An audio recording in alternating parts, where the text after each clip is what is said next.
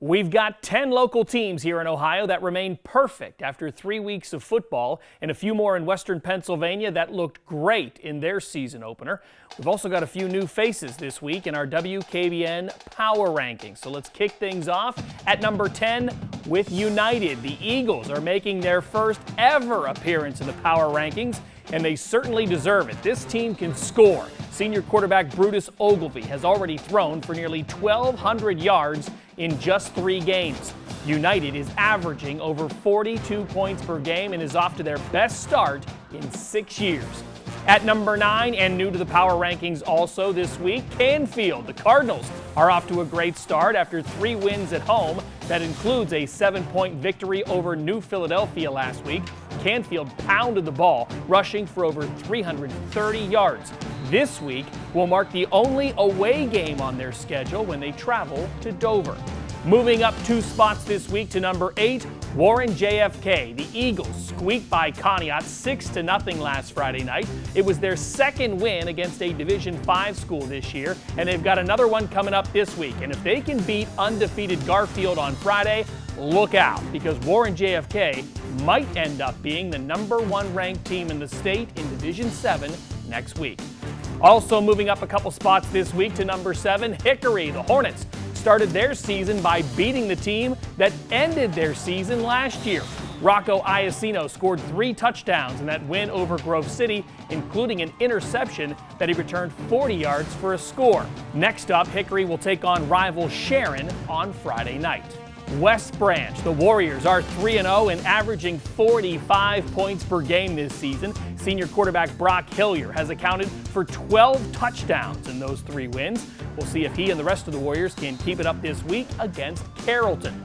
Moving on to number 5, Farrell. The Steelers posted 9 shutouts, if you remember, last year, and they started this season with another one, a 41-0 win over Sharpsville.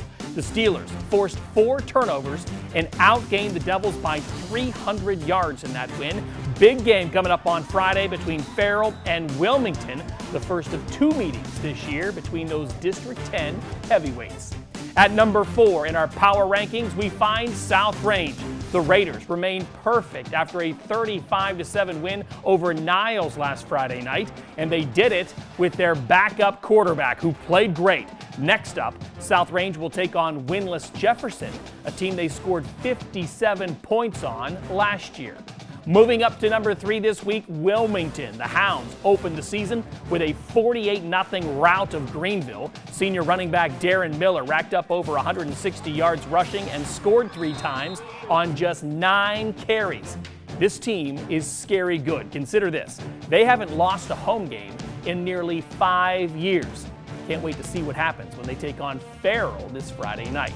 At number 2 this week, Austintown Fitch. The Falcons were certainly tested last Friday night. They rallied to beat Cheney by scoring 21 unanswered points in the second half to remain undefeated. And this Friday night, the road gets no easier.